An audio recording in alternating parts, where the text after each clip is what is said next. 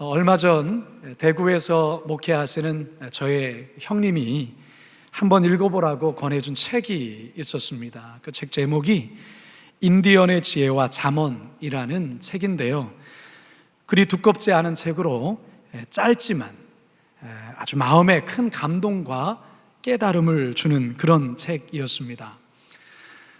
내용 중에 이 북미 아메리칸 인디안 체로키족의 격언이 이렇게 쓰여져 있었는데요, 그 글귀가 참 저의 마음에 큰 울림으로 다가왔습니다. 이런 글이죠.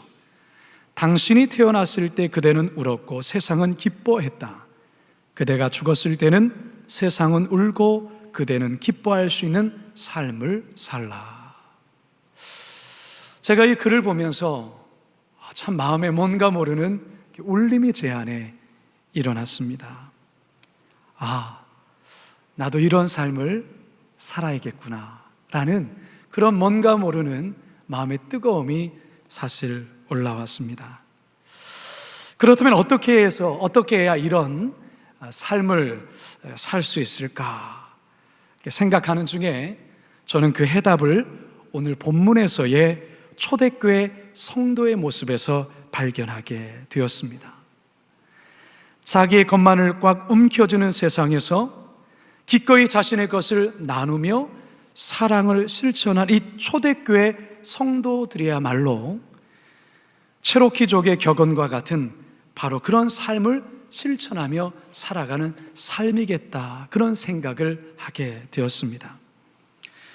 특별히 오늘 우리가 대하는 이 본문은 이전에 우리가 보았던 사도행전 2장 42절에서 47절에서 보여준 초대교회의 삶과 그 맥락을 같이 하고 있습니다.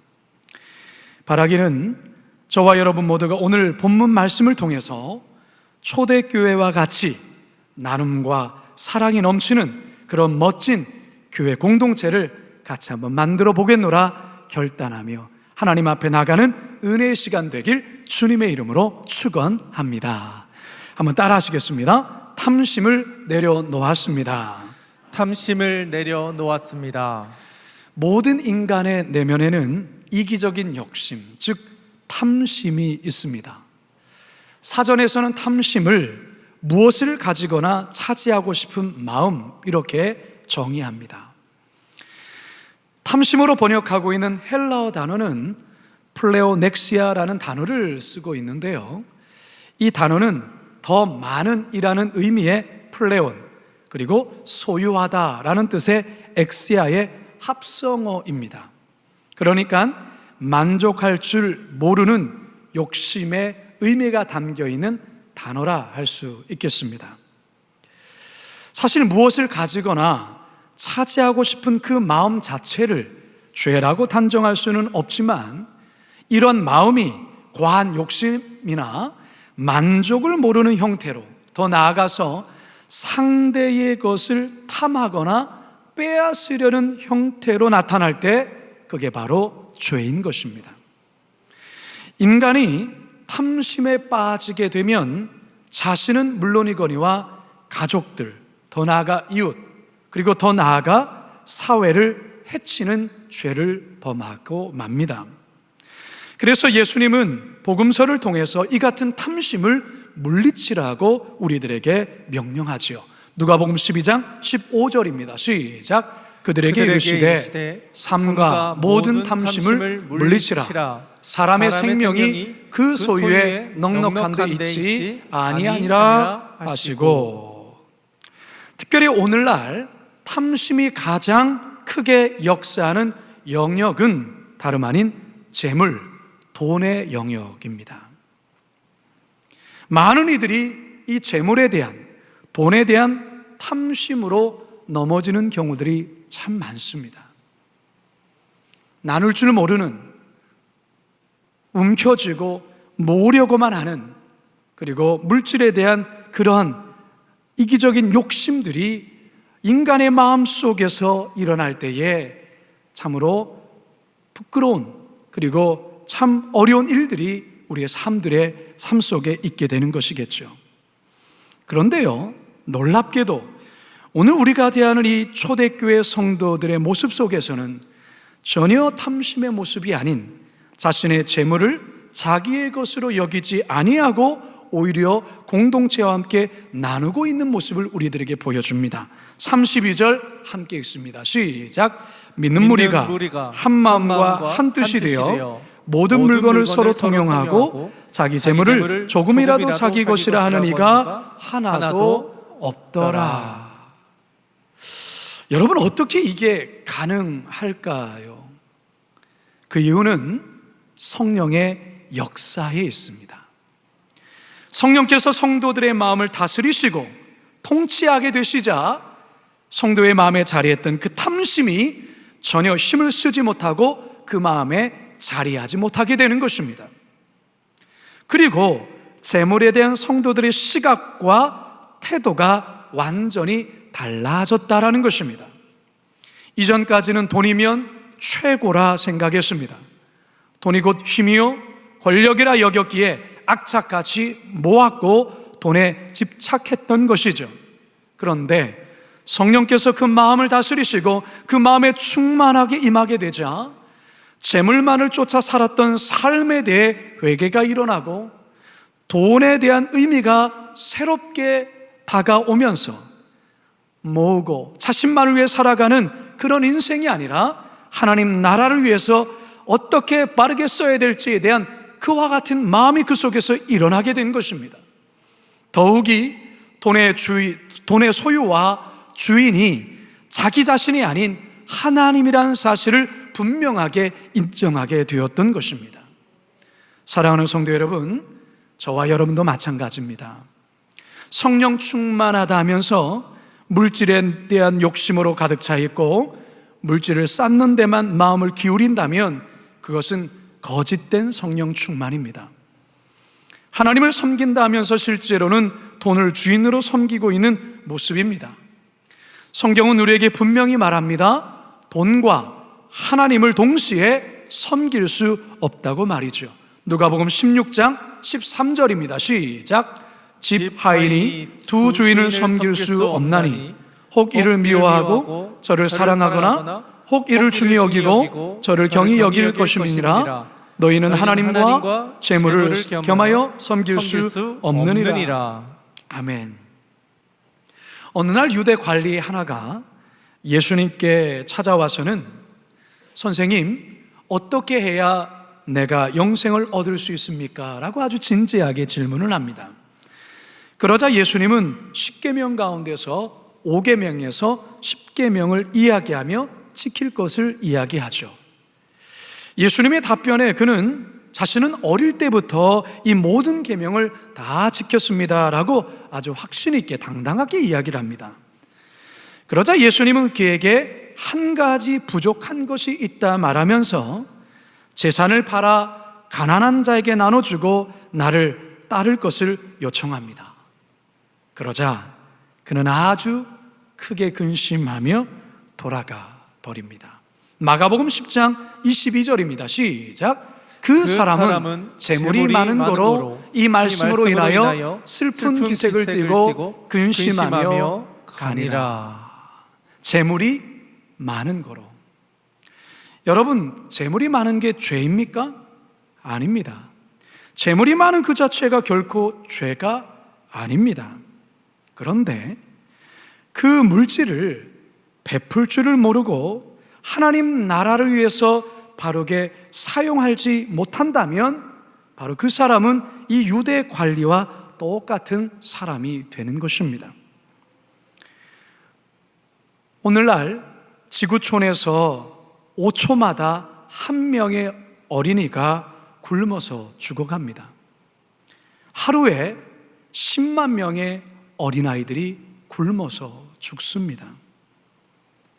참으로 아이러니한 것은 이렇게 굶어 죽어가고 있는 지구 한쪽 편과 달리 살을 빼기 위해서 덜 먹으려고 하고 음식이 남아서 쓰레기 처리하는 데 비용이 어마어마하게 들어가는 나라도 있다라는 것입니다. 그 나라 중에 하나가 우리나라가 아니겠습니까? 어떤 자료를 보니 세계 상위 부자 1%가 전 세계 자산의 절반을 보유하고 있다라는 보고서를 보았어요. 여러분, 인간이 조금만 욕심을 내려놓고 주변을 돌아본다면 다 같이 함께 잘 살 수 있는 세상이 됩니다. 그런데 이 욕심, 이 탐심을 내려놓지 못하는 것입니다. 그렇다면 성령의 다스림을 받는 우리 그리스도인들만이라도 이 탐심을 내려놓아야 합니다. 그러면 이 땅 가운데서 기적이 일어납니다. 바라기는 우리 거룩한 빛 광성교회 성도들 모두가 성령의 다스림 앞에 탐심을 내려놓고 나눔을 실천함으로 나눔이 넘치는 교회, 사랑이 가득한 공동체를 이루어갈 수 있기를 주님의 이름으로 축원합니다. 두 번째 따라 하시겠습니다. 은혜의 감격이 넘쳤습니다. 은혜의 감격이 넘쳤습니다. 우리 그리스도인들이 자주 사용하는 용어 중에 하나가 은혜이죠. 우리 성도님들 이름 중에도 무슨 은혜라는 이름 참 많아요. 은혜로 번역하는 헬라어는 카리스입니다. 카리스. 감사, 보답, 감사의 빛, 이런 등등의 그와 같은 내용들이 있습니다. 그래서 우리는 이 은혜를 이렇게 정리해 볼 수가 있습니다. 받을 자격이나 아무런 조건이 안 되는 사람에게 베풀어지는 사랑이나 호의. 이게 뭐라고요? 은혜입니다. 은혜. 근데 우리가 살아가는 세상은 사실 은혜를 잘 알지 못합니다.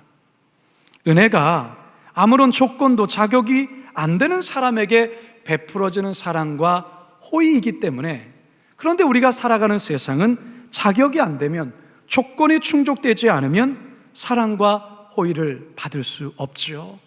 그게 이 세상의 원리가 아니겠습니까? 조건 없이 베푸는 사랑과 은혜를 잘 이해하지를 못합니다. 하지만 여러분, 가만히 세상을 관찰해 보면 우리가 인지를 못할 뿐 하나님의 은혜에 의해서 이 세상이 움직이고 돌아가고 있다는 것을 우리는 발견할 수가 있습니다. 제가 여러분께 한번 질문해 보도록 하겠습니다. 여러분은 이번 한 주 동안 공기 잘 들여 마시며 사셨습니까? 공기 잘 마시고 사셨죠? 여러분 그 공기세 내셨습니까? 우리가 공기를 단 몇 분만 들여 마시지 못하더라도 우리는 다 죽습니다. 이 공기를 여러분들은 인지하지 못하는 상황 속에서 하나님의 은혜에 의해서 우리는 그 은혜를 받고 이 한 주를 산 것입니다. 또한 질문을 해봅니다. 여러분은 이 한 주 동안 따사로운 햇빛을 받으며 공짜로 일광욕 하셨지요? 태양세 내셨습니까? 은혜로 받은 것입니다. 은혜로 받은 것입니다. 가을의 산들바람과 빨갛고 노랗게 물들어가는 산과 들, 그 놀란 작품 세계를 여러분들은 공짜로 보시며 또한 그것을 누리고 있습니다. 이게 무엇입니까? 은혜로 누리고 있다는 말입니다. 여러분은 인지하지 못하지만 지금 또한도 지구가 돌아가고 있습니다. 또한 태양을 주변으로 해서 돌아가고 있습니다. 여러분이 돌리고 있는 것이 아닙니다. 지구가 멈추면 어떻게 되는 줄 아십니까? 멸망하게 됩니다. 우리가 인지하지 못하는 사이에 하나님께서는 이 지구를 움직이고 계시고 가장 적절한 기후와 날씨를 보존하고 있다는 것입니다. 또 한 가지, 여러분들 밤새 안녕히 지나시다가 오늘 이 자리에 오셨는데 여러분들 밤사이에 심장 누가 뛰게 했습니까? 여러분들이 돌리셨습니까? 아니에요. 우리는 인지하지 못하지만 심장은 여러분의 가슴에서 지금도 벌떡벌떡 뛰고 있습니다. 무엇입니까? 하나님의 은혜라는 것입니다. 여러분, 이 하나님의 은혜를 우리는 지금도 받고 누리며 살아가고 있는 거예요. 그러나 인지하지 못하고 있는 것이지요. 더욱이 우리 성도들은 그 어떠한 은혜보다도 가장 귀한 은혜를 받았죠. 그것이 무엇입니까? 구원의 은혜를 받은 것입니다. 할렐루야! 앞에서 여러분 은혜를 어떻게 설명했습니까? 받을 자격이나 아무런 조건이 안 되는 사람에게 무조건적으로 베풀어 주시는 사랑과 호의가 은혜라고 했습니다.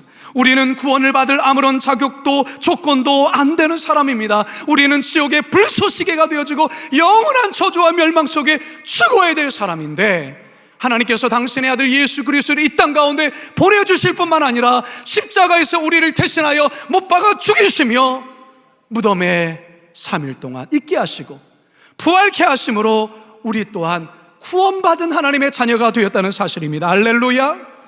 여러분, 이 같은 은혜를 받았기에 이 은혜에 감격하며 하나님 앞에 우리의 사랑과 감사로 보답하는 것입니다. 초대교회 성도들은 이 은혜의 감격이 가득했습니다. 이 은혜의 감격이 가득하였기에 그들은 모일 때마다 이 은혜로 말미암아 감격의 눈물을 흘렸고, 어떻게 하면 이 은혜에 하나님 앞에 보답할까, 그런 삶을 드렸던 것입니다. 초대교회의 지도자인 이 사도들도 틈만 나면 성도들에게 예수님의 십자가의 고난과 부활에 대해서 증거하였습니다. 여기에 모든 성도가 나 같은 자를 위하여 이 놀라운 은혜를 베푸신 그 은혜 앞에 감격하며 그들의 행한 사랑의 표현과 보답이 무엇이냐? 그게 바로 34절과 35절에 있는 말씀인 것입니다. 34절과 35절입니다. 시작. 그 중에 가난한 사람이 없으니 이는 밭과 집 있는 자는 팔아 그 판 것의 값을 가져다가 사도들의 발 앞에 두매 그들이 각 사람이 필요를 따라 나누어 줍니다. 초대교회 성도들은 강요에 의해서 자신의 재물을 내어놓은 게 아닙니다. 남의 눈치를 보며 어쩔 수 없는 모습으로 마음으로 한 것도 아닙니다. 경쟁에 의해 한 것도 아닙니다. 칭찬을 기대하면서 한 것이 아니에요. 그들은 자신에게 주께서 허락하여 주신 그 은혜에 대한 감격, 이루 말할 수 없는 그 감격에 하나님 앞에 보답한 것 뿐이에요. 그랬더니 초대교회에 가난한 자가 없고 모두가 함께 나누며 서로 베풀며 필요를 채워주는 천국의 공동체를 누리게 되었다라는 것입니다. 여러분, 우리가 잘 아는 찬양, 한량없는 은혜, 갚을 길 없는 은혜, 내 삶을 애워싸는 하나님의 은혜, 나 주저함없이 그 땅을 밟음도 나를 붙드시는 하나님의 은혜. 하나님의 은혜로 있을 데 없는 자 왜 구속하여 주는지 난 알 수 없도다. 내가 믿고 또 의지함은 내 모든 형편 아시는 주님 늘 돌보아 주실 것을 나는 확실히 아네. 그리스도인들은 어떤 자입니까? 하나님의 은혜에 감격하며 그 은혜에 따라 그 은혜에 감사하며 그 은혜를 보답하는 인생이 그리스도인 성도들 아니겠습니까? 여러분들에게는 하나님의 그 은혜에 대한 감격이 어느 정도 있습니까? 은혜에 대한 감격이 메마르면 모든 교회 활동과 그 모든 봉사가 하나의 종교적인 의무가 되어버립니다. 하나님 앞에 드리는 것이 인색하게 되어지고 아까워지고 그 안에 자발적인 기쁨이 없어지는 거예요. 십자가의 고난과 나를 위하여서 부활하신 그 은혜로 가득 차게 되어질 때에 그 은혜에 대한 자발적인 나눔과 베풀음이 있게 되는 것입니다. 바로 그런 삶을 초대교회가 우리들에게 보여주고 있습니다. 바라기는 우리 거룩한 빛 광성교회 성도들 이 하나님의 은혜에 날마다 늘 감격하며 은혜에 대한 보답으로 이웃과 함께 자신의 것을 함께 나누며 베푸는 그러한 사랑의 공동체를 만들어갈 수 있길 주님의 이름으로 축원합니다. 마지막 세 번째 따라 하시겠습니다. 나눔의 본을 보였습니다. 나눔의 본을 보였습니다. 사도행전의 저자 누가는 예루살렘이 교회 공동체의 이 놀라운 나눔의 역사를 설명한 뒤에 어떤 한 사람을 소개하고 있습니다. 그가 누구인가? 함께 36절 함께 읽겠습니다. 시작. 구브로에서 난 레위족 사람이 있으니 이름은 요셉이라. 사도들이 일컬어 바나바라 번역하면 위로의 아들이라 하니. 이 요셉이라는 이름의 사람인데요, 사도들이 이를 바나바라 그렇게 부르고 있어요. 이 사람은 레위 지파 사람으로 구브로 섬의 살라미 지역에서 태어난 디아스포라 유대인입니다. 원래 그의 이름이 요셉인데 사도들이 그를 권위자 그리고 위로의 아들이라는 뜻의 바나바라는 새 이름을 주고 그렇게 부르고 있습니다. 우리가 사도행전 이후에 계속해서 본문 속에서 우리는 요셉이라는 이름보다는 바나바라는 이름으로 우리는 자주 이 사람을 만나게 될 것입니다. 그만큼 이 바나바가 초대교회 공동체에 아주 큰 선한 영향력을 끼친 귀한 사람이라는 것을 우리는 알 수 있습니다. 자, 그런데 이 바나바가 예루살렘 교회 안에 가난한 자들이 많다는 것을 알고서는 자신의 가지고 있던 땅의 일부를 처분해 그 판값을 사도들 앞에 가지고 옵니다. 47절 함께 읽습니다. 시작. 그가 밭이 있음에 팔아 그 값을 가지고 사도들의 발 앞에 두니라. 참 이 바나바라는 이 사람 참 훌륭한 사람 아닙니까? 성도들의 궁핍함을 보고 자신의 물질과 소유를 기꺼이 나눔의 본을 보이고 있는 사람. 여러분, 초대교회가 달리 초대교회가 아닙니다.